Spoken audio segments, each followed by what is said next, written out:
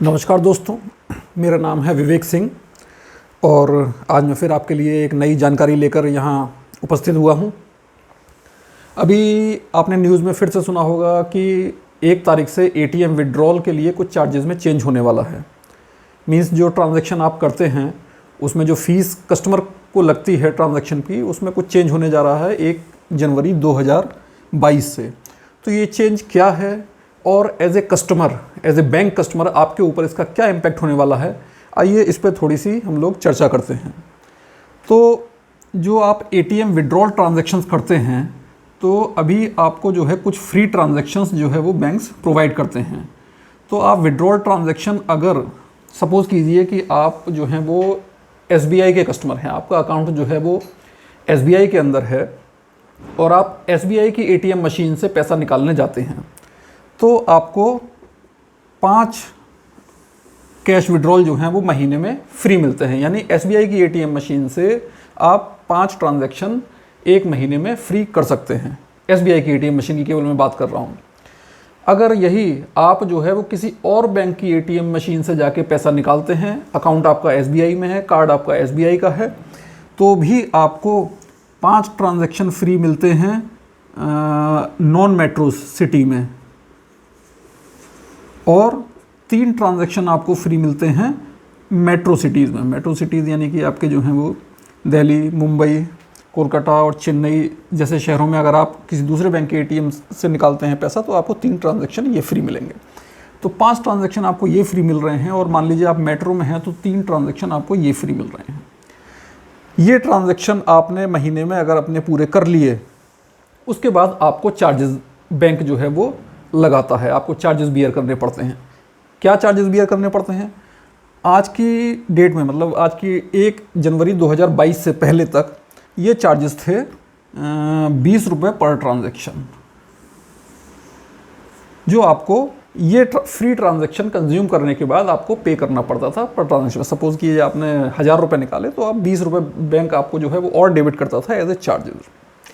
अब ये फ़ीस जो है वो बैंक ने बढ़ा दी है अपनी। कितनी बढ़ा दी है? अब ये 20 रुपये की जगह 21 रुपये कर दी है।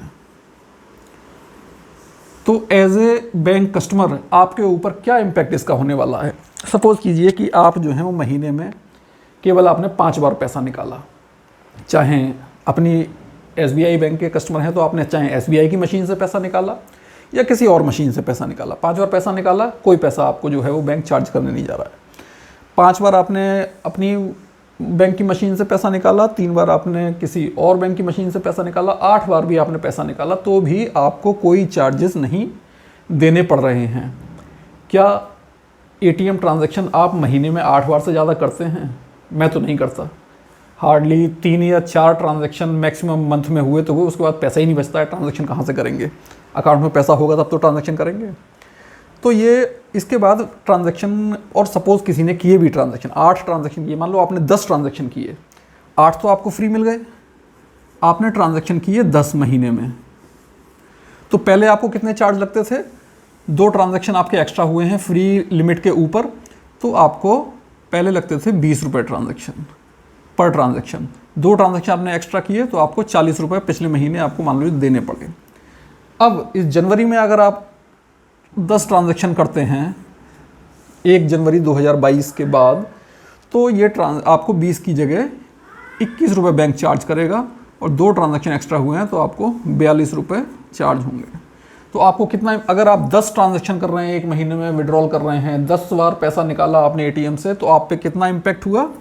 2 रुपये का। तो 2 रुपये का इम्पैक्ट केवल आपके ऊपर आने वाला है अगर आप 10 बार निकालने जा रहे हैं, जो कि बहुत मुश्किल होता है। कोई 10 बार पैसा निकालता नहीं है बैंक से, एटीएम से पैसा निकालता नहीं है 10 बार। मैं तो कभी आज तक नहीं निकाले होंगे 1 महीने में 10 बार, और मुझे नहीं लगता कोई भी कस्टमर जो है महीने में 10 बार एटीएम से पैसा निकालता होगा। तो ये है एज ए कस्टमर जो आपके ऊपर इम्पैक्ट इसका होने जा रहा है। तो कोई बहुत ज़्यादा घबराने की चीज़ नहीं है, कोई बहुत ज़्यादा चार्जेस आपको नहीं लिए जा रहे हैं, केवल मिनिमल चार्जेस हैं। और ये चार्जेस क्यों लगते हैं ये भी मैं आपको थोड़ा सा समझाने की कोशिश करूँगा। एटीएम ट्रांजैक्शन में क्या होता है कि जैसे आपको ये ट्रांजैक्शन तो फ्री मिल रहे हैं 8 ट्रांजैक्शन, लेकिन मान लीजिए आप जो हैं वो ICICI बैंक के कस्टमर हैं, आपका कार्ड जो है वो ICICI बैंक का है, आपका ATM कार्ड जो है। तो दो तरीके के बैंक होते हैं, एक होता है इश्यूअर बैंक। तो अगर आपको ICICI बैंक ने कार्ड इशू किया है तो ICICI बैंक यहाँ पे इश्यूअर बैंक है। और एक होता है एक्वायरर बैंक। ये बताता हूँ मैं आपको एक्वायरर बैंक क्या होता है। एक्वायरर होता है कि सपोज़ कीजिए आपने ICICI बैंक का कार्ड लिया और मशीन यूज़ की आपने इंडियन बैंक की, इंडियन बैंक की मशीन पे गए, आपने वहाँ से पैसा निकाला, तो एक्वायरर बैंक हो गया इस केस में इंडियन बैंक। अब आप इंडियन बैंक की मशीन पे गए पैसा लेने के लिए, अकाउंट है आपका ICICI बैंक में, तो बीच में एक जो है वो इंटरमीडिएटरी बॉडी होती है जिसका नाम है NPCI, national payment corporation of India, जो कि स्विचिंग करती है ट्रांजैक्शंस की इश्यूअर और एक्वायरर के बीच में। कैसे करती है? आपने इंडियन बैंक की ATM मशीन में जो है वो कार्ड डाला, अपना कार्ड डालने के बाद आपने अपना पिन एंटर किया, अमाउंट एंटर किया, आपको कितना पैसा निकालना है, और उसके बाद आपने पैसा निकाला। पैसा तो मिला आपको इंडियन बैंक से, अकाउंट है आपका ICICI बैंक में। तो बीच में NPCI क्या करता है कि ये ATM ट्रांजैक्शन जो है वो पहले NPCI के पास जाता है, NPCI इस रिक्वेस्ट को फॉरवर्ड करता है ICICI बैंक को।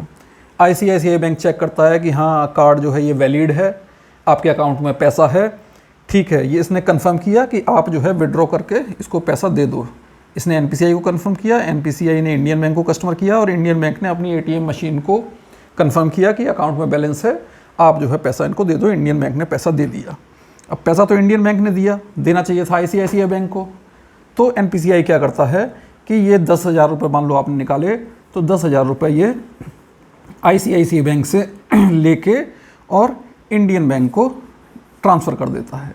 इस तरीके से ये ट्रांजैक्शन जो मैंने आपको बेसिक एक समझाया, इस तरीके से कंप्लीट होता है।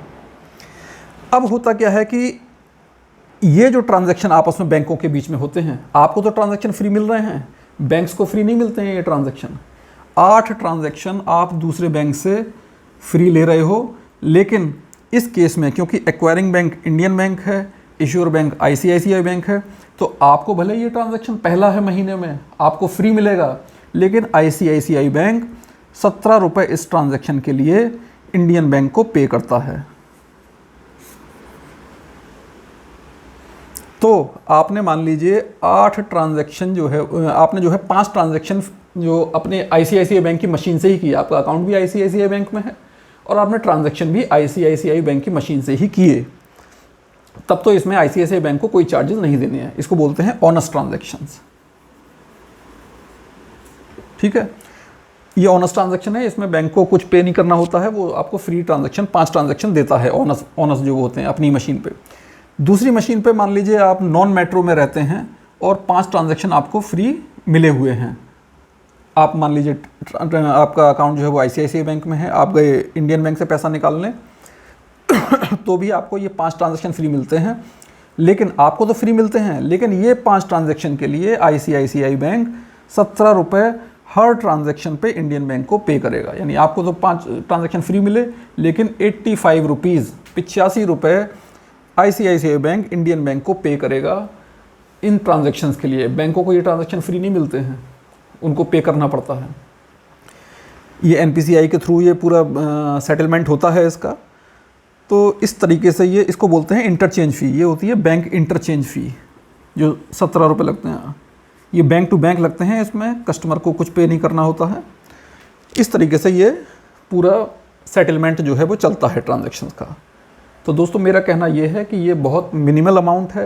न्यूज़ में बहुत ज़्यादा है कि ये ट्रांजैक्शन बढ़ने जा रहे हैं, कस्टमर सावधान हो जाएं, ये हो जाएं, वो हो जाएं, लेकिन आपके ऊपर कोई इम्पैक्ट इसका है नहीं। है भी तो ₹1-2 का इम्पैक्ट है, जिससे कि कोई फ़र्क पड़ने वाला है नहीं।